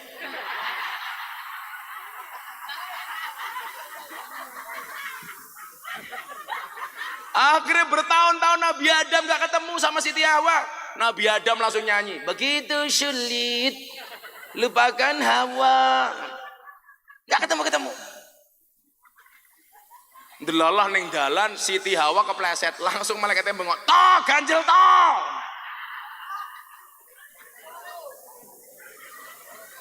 ...300 tahun Pak mereka berpisah. Ada yang mengatakan 200, ada yang mengatakan 300. Sampai satu ketika Nabi Adam alaihissalam teringat dengan tulisan nama Muhammad di pintu surga. Kemudian Nabi Adam berdoa, ya Allah ya Rob, demi kemuliaan nama Muhammad yang tercantum di pintu surga, tolong pertemukan aku dengan istriku Siti Hawa.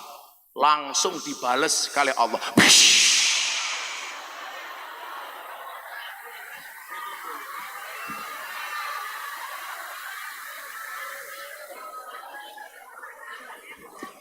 Pak Lurah kaget. Kalau kamu nggak kaget, aku minumnya kapan? Kan aku haus. Pak Lurah lucu, kaget kok sing dicekeli cangkeme, kaget aku. Kaget kene dodo Pak Lurah. Pak kok ning cangkem. Ambune wong goreng ndok ya. Ambune wong goreng ndok.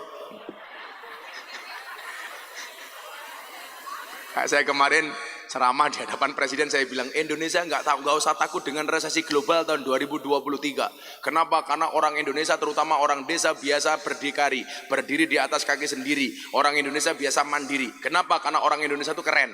Mangan sego segone dewe, mangan sayur sayure dewe, mangan pitik pitike dewe, mangan endok endoke.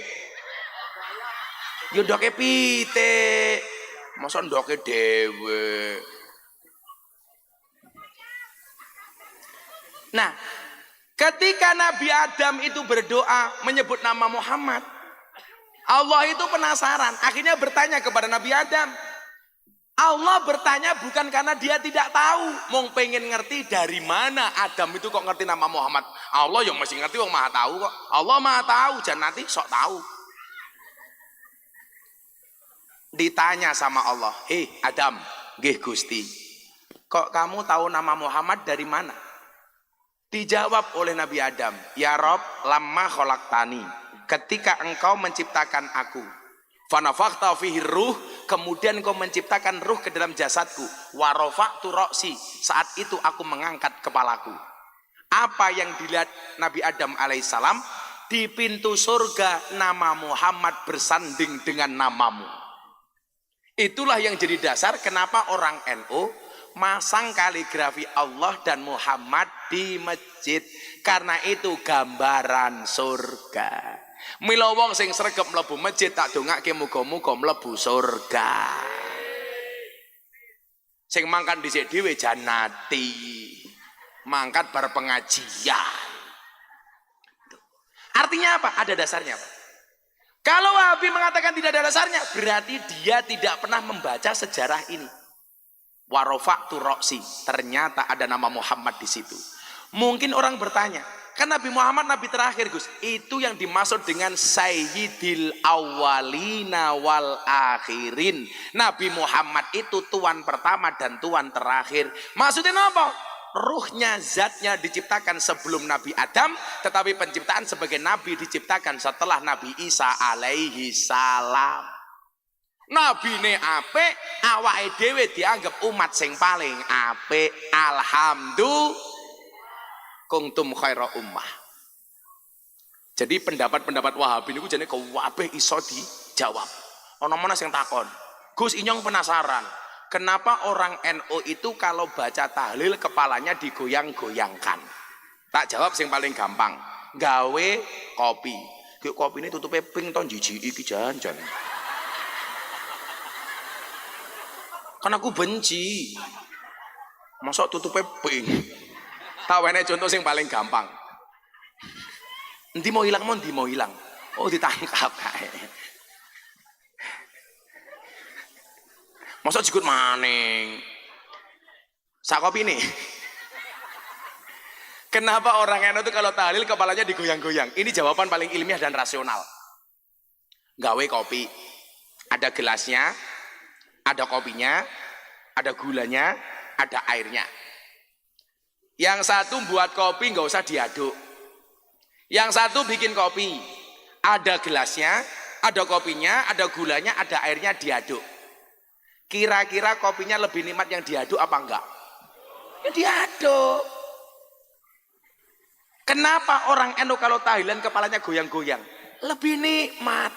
Coba saya mau tanya sama ibu-ibu, Anda di rumah pilih mana? Yang didiamkan apa yang diaduk-aduk?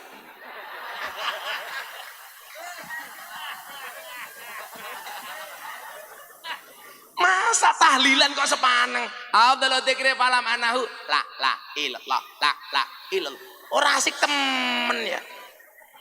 Yura nyeni. Makanya kalau orang NU kan nyeni Pak. Afdalu dzikri falam annahu la ilaha illallah. La nikmat. Modelnya juga beda-beda. Anak sing muantepe rawem. Afdalu dzikri falam annahu la ilaha illallah. La ilaha illallah. Anak sing kayak entong di lor di kidul. Afdalu dzikri falam annahu la illallah. La illallah. La nikmat. Sing cowo pate pol yo ana Bu. Afdalu dzikri falam annahu la illallah. La illallah. La illallah. Ya ora apa-apa ndas-ndase dewek kok. Ana maning sing kemayune pol. Afdalu dzikri falam annahu la ilaha illallah. Sapa ki ya? Asfuri.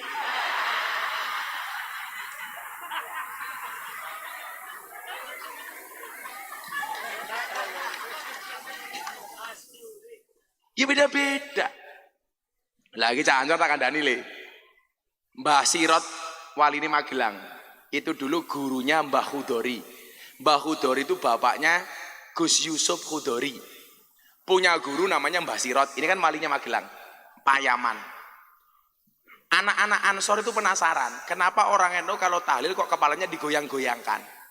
Akhirnya mereka mengadakan bahsul masail. Golek-golek masalah lah. Akhirnya kitab semuanya dibuka. Perdebatan panjang belum ketemu jawabannya. Mbah Sirot rawuh. Assalamualaikum. Waalaikumsalam. Mbah Sirot rawuh ngersake unjukan kopi. Akhirnya Mbah Sirot diaturi unjukan kopi. Tapi kopi ini panas, ora adem kaya ning si tanggal ngene iki. Saya cuma cerita, kopi ini si tanggal adem, wis adem ambune sangit kayak gitu ya. Begitu kopinya datang, Yai, beliau doa. Allahumma ja'al hadal ma' sifaan li kulli da'in innaka ala kulli syai'in qadir. Mila Bapak Ibu kalau mau minum apapun tolong didoakan dengan salah satu doa mendoakan air. Diwaca bareng-bareng. Bismillahirrahmanirrahim. Allahumma ja'al hadal ma' sifaan li kulli da'in innaka ala kulli syai'in qadir. Kita minta sama Allah supaya airnya ini menjadi obat untuk semua penyakit. Ibu-ibu anaknya berangkat sekolah, bacakan doa itu. Allahumma ja'al hadzal maksifaan li kulli da'in innaka ala kulli syai'in qadir. Bila perlu ditambahi Fatihah. Al-Fatihah ditiupkan. Fatihah itu liman quri'at lahu, bagi siapapun yang mau membacanya. Ibu-ibu punya anak seperti Kipasi sama Fatihah bagus, Bu. Fatihah itu keren. Ada kopi panas, bacakan Fatihah 100 kali langsung dingin. Langsung dingin. Nah. Kalau Bu Jannati pengen ketemu sama malaikat, gampang. Baca Fatihah 100 kali tanpa bernafas. Insya Allah Jannati langsung ketemu malaikat Israel. Begitu kopinya diminum sama Mbah Sirot, beliau langsung ngobah ke sirah. Alhamdulillah, enak lah ning kene sangite ademe gitu. Diminum lagi sampai 3 kali sampai kopinya habis. Setiap kali minum beliau menggelengkan kepalanya. Alhamdulillah enak. Begitu kopinya habis Mbah Sirot pulang. Bahsul masail anak-anak Ansor tidak dilanjutkan tentang kenapa orang NU membaca tahlil kepalanya digeleng-gelengkan. Kenapa? Karena sudah ketemu jawabannya. Apa jawabannya? Jangankan membaca tahlil, ngombe kopi sing nikmat wae ngobahke endas. Padahal maca tahlil luweh nikmat tinimbang ngombe kopi. Padha karo Pak Lurah bar kelon karo bojone. Enak ngono kae.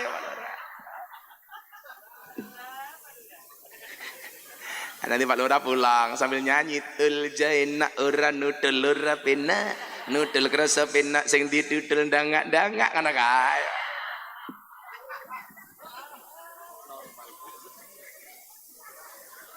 Wong liyane pengajian ning panggung malah ning kono demeni Anisa Bahar keprimen. Kita tarik rene daripada terjadi hal-hal yang diinginkan. Ini hebatnya tradisi NU, Pak. Makanya tolong betul dijagain. Bu, bangga mboten jadi orang NU. Saya tuh mikir begini, kalau sampai Wahabi itu masuk ke Indonesia dan dia terlalu banyak, kita terancam Pak. Besok kita mati nggak ada yang mendoakan anak cucu kita. Naudzubillahimin dzalik. Padahal dulu Wali Songo mengemas dengan keren, membicarakan orang mati cukup pakai lagu turi-turi putih. Turi, turi putih, ditandur neng kebon agung. Turi, turi putih, ditandur neng kebon agung. Ana cleret tiba nyemplung, mbok ira kembange apa? Mbok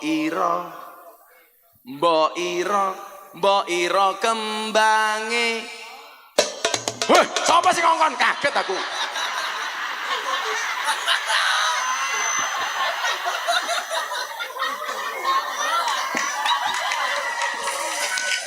Ngawur wae. Aduh, tiba kopine malahan. Kaget aku. Oh, kopine hilang, disuka Pak Lurah. Sangel lagi, tahun-tahun. Selalu ala Nabi Muhammad. Niku pinter Wali Songo. Ngomong soal kematian ra perlu nganggo dalil qul innal mautal ladzi tafirruna minhu fa innahumul. Takut beb. Cukup pakai lagu turi-turi putih. Mbok ira kembange apa malah ketulak ketemu tepat kok kaget. Pak Lurah minta lagu apa? Minta kembang apa? Oh, kembang kandil. Ada Pak Lurah. Kembang kandil. Manten anyar diring bedil. Ana cleret tiba jondil. Aku kaget cekelan kene. Loh, kan kalau orang kaget cekelan apa? Kene jantung kok malah ya kene. Saya itu beberapa hari di Pantura itu bingung. Pengajian di Pemalang ketemu sarung toldem. Jenenge sarung toldem. Pengajian di Kendal ada desa namanya apa? Surakonto Lor. Kepriben lagi ya? Iya, ada Surakonto Wetan, Surakonto Kidul, Surakonto Lor. Kan disingkat jadi nggak asik.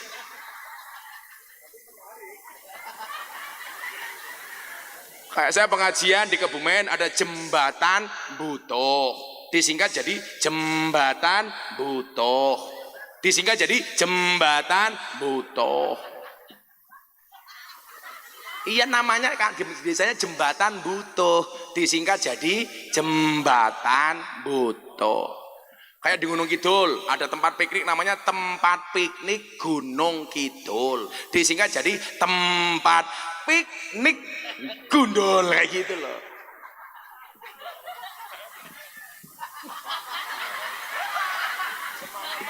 Semangat. Ya saya selawatan yo. Yo ngomong di semua keteblok kan aku kaget. Terus kopi ini hilang ra diganti.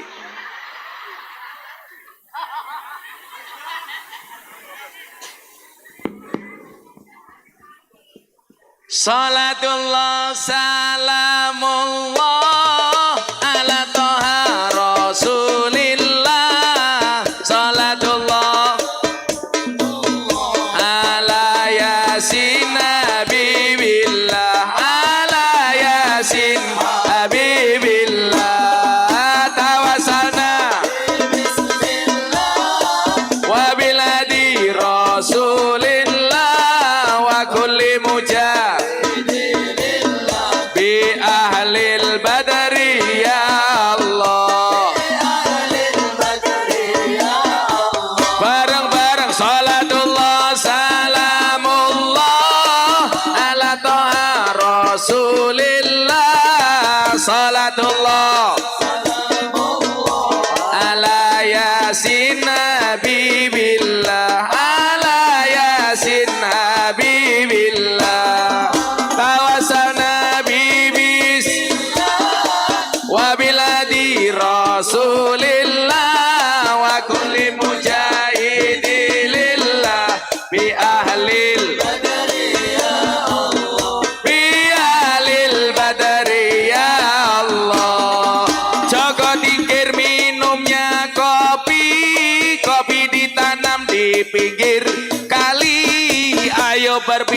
tentang negeri ini. Kalau bukan kita siapa lagi? Kalau bukan kita siapa lagi? Salatullah ala toha Rasulillah. Salatullah ala yasin Habibillah.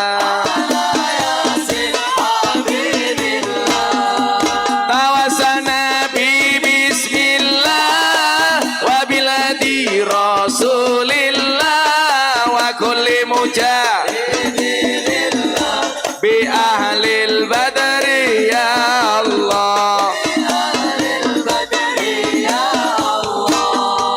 Jalan-jalan di pedesaan, desanya aman bersih terjaga. Tetapkan hati, sucikan iman. Merah putih melekat di dada. Merah putih melekat di dada. Salatullah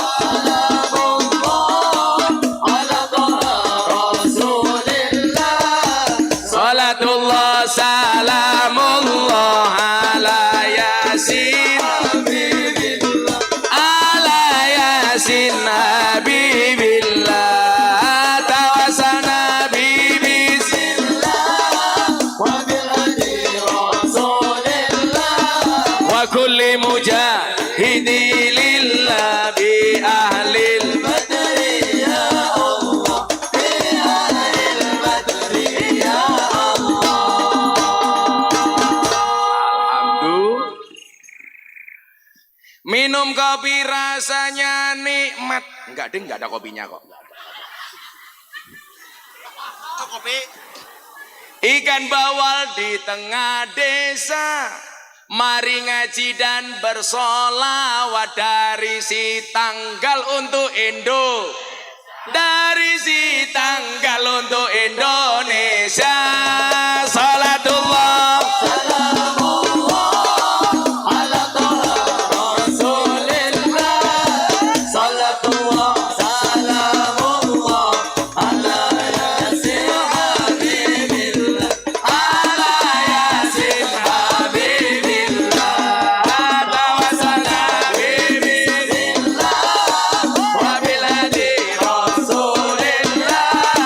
kulli mujahidin bialil badri ya Allah. Bunga cantik di dekat taman, beragam warna memikat hati. Mari rawat kebinekaan demi keutuhan NKRI, demi keutuhan. Tangan diangkat kagem Kanjeng Nabi. Salatullah salamullah ala toha Rasulillah. Salatullah ala yasin Habibillah. Ala yasin Habibillah. Tawasana bi bismillah wa biladi Rasulillah wa kulli mujahidi lillah bi ahlil badri ya Allah. Bi ahlil badri ya Allah. Sallu ala Nabi Muhammad.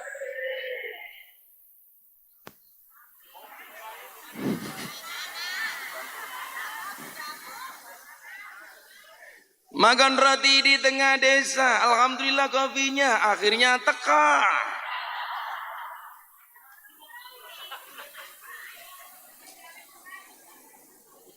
Mangan pete mangan wingko wadahe gede isine rasa piro. Wadahe gede isine rana separuh. Dancuk ya. Jangan-jangan sudah diminum Janati tadi ini separuh.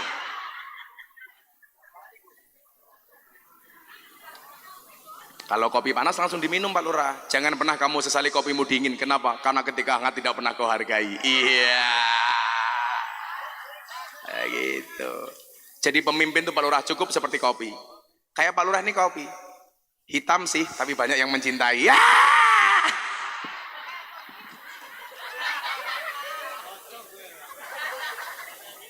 Aja ireng temen ya. Ini kalau di Jogja namanya Irma. Irenge, Masya Allah. Ireng manis apaan? Pengen ireng manis. Saya udah minum kopi pahit, lihat Pak Lurah tambah pahit. Minha ziyaratul kubur wa tasadduqu bil ma'akili wal masarib wa kilahuma ghairu manhiyin anhu. Jadi ziarah kubur, sedekah, makan, minum itu tidak ada larangan. Kemudian yang kedua apa? Wa minha qiraatul Quran. Di dalam hal itu ada bacaan-bacaan Quran. Yasin, kolbul, Quran. Barang siapa yang membacanya, dia akan diampuni oleh Allah dosa-dosanya. Dan bacakanlah Yasin kepada amwatakum, kepada orang-orang yang mati di antara kamu. Usono dasari meneh. Kemudian apa di dalam haul? Wal wa'dud dini. Di dalam haul biasanya ada nasihat-nasihat agama. Milo selamat si tanggal ngundang Gus Miftah, kopine telat. Gelasnya gede isine separuh. Tak eling-eling sampai modar we mat. Kemudian yang ketiga ada apa? Waqad yudkaru fihi manakibul mutawaffa. Kadang-kadang di dalam hal itu dibacakan manakibnya orang yang mati. Makanya mohon apa? Di sini ada haul umpamanya, haul masal. Tetapi kok ada kebaikan dulu orang yang kita hauli walaupun dia bukan ulama, bukan kiai, dibacakan nggak apa-apa. Umpamane sesuk selamat mati umpamane. Itu dibaca umpamane dibacakan. Almarhum yang kita peringati haulnya hari ini adalah Pak Slamet. Dulu beliau begitu berjasa ketika pengajian ngundang Gus Miftah. Di situ terjadi cinta lokasi antara Slamet dengan Jannati umpamane dibacakan. Waqad yudkaru fihi manaqibul mutawaffa. Artinya apa? Artinya di dalam hal itu banyak kebaikan. Maka saya berdoa malam hari ini mudah-mudahan yang hadir semuanya mendapatkan kebaikan dari hal ini. Amin Allahumma amin. Sebagaimana permintaan Bu Jannati tepat jam 5 pagi pengajian selesai. Kan aku capek. Ben rampung nggih. Sudah jam 5 soalnya. Malih urun sewu cerewet ti Jannati. Maos kasbirobi sareng-sareng, mugi-mugi berkah. Apapun permohonan kita dikabulkan oleh Allah Subhanahu wa taala. Hasbi Rabbi Jalallah ma fi qalbi ghairullah Nur Muhammad Sallallahu La ilaha illallah Hasbi Rabbi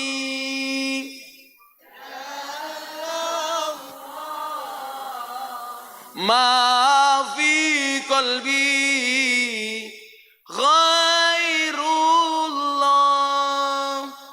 Nur Muhammad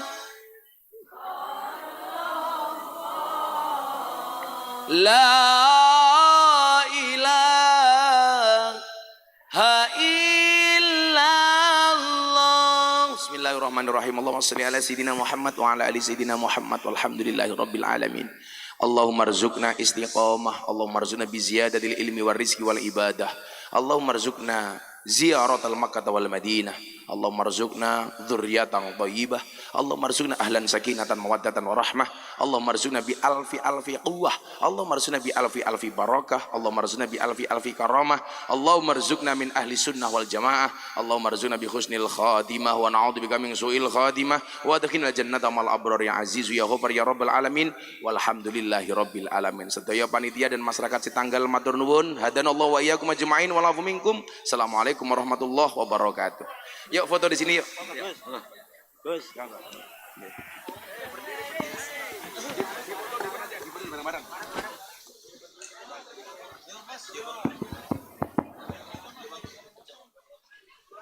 كل من يأتيك يوم الطامح يلقاك ماما كل من يأتيك يوم الطامح يلقاك ماما يا للوطن يا للوطن يا للوطن الوطن من الإيمان ولا تكون من الهبات انهدوا على الوطن يا للوطن يا للوطن الوطن من الإيمان ولا تكون من الهبات انهدوا على الوطن Indonesia بلادي أنت عنوان الخطابة كل ما يأتيك يوم الطبيب يلقى إماما كل ما يأتيك يوم الطبيب يلقى إماما Pusaka hati wahai tanah airku dalam imanmu jangan halangkan nasibmu bangkitlah hai bangsaku pusaka hati wahai tanah airku dalam imanku jangan halangkan nasibmu bangkitlah hai bangsaku Indonesia negeriku engkau banci martabatku siapa datang mengancammu dan binasa di bawah durimu siapa datang mengancammu dan binasa di bawah durimu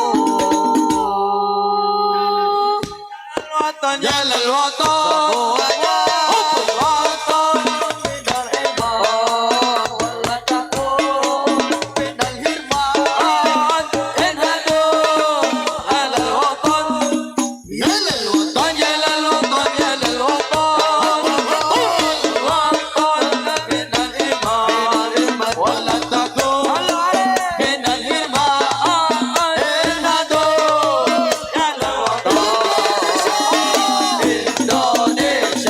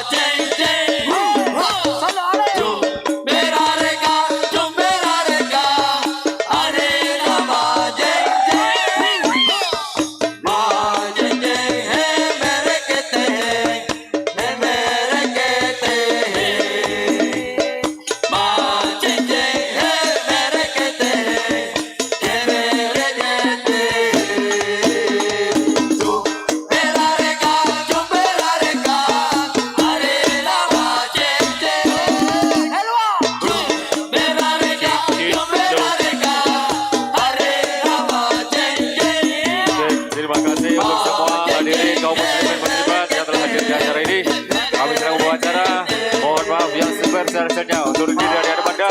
Assalamualaikum warahmatullahi wabarakatuh.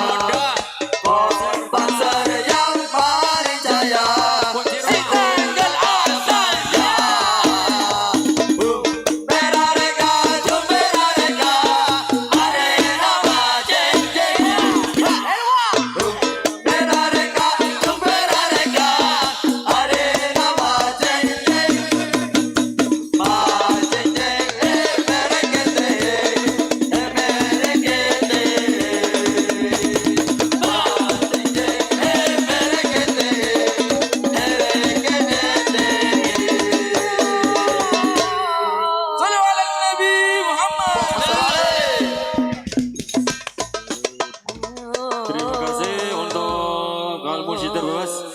Pengumuman telah diketemukan kunci sepeda motor Honda beserta kunci lainnya merek Pak Ori dan Toko. Barangkali ada yang merasa kehilangan, silakan menghubungi ke sumber suara.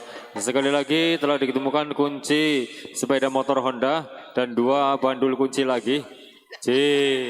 Jebule Rika.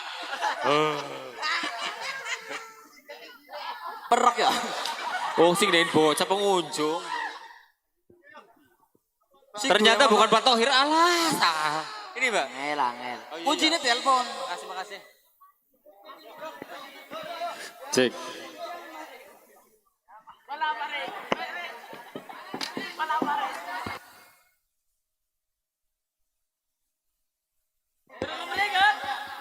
Oke siap, banser aja pada balik. Panitia kumpul. Cek. Barangkali ada yang menemukan satu buah HP. HP apa, Tong? J1 Aceh. Waduh, salah siki kayak. Mohon barangkali ada yang menemukan satu buah handphone merek Samsung J1 Aceh. Mas Ari. Ya, silakan untuk menghubungi ke sumber suara yang punya, kasihan tidak bisa pulang. Terima kasih. Tambah nih go. Ya salam. Allah. Ya. Tambah ya. Ayo. Suruh beraksi.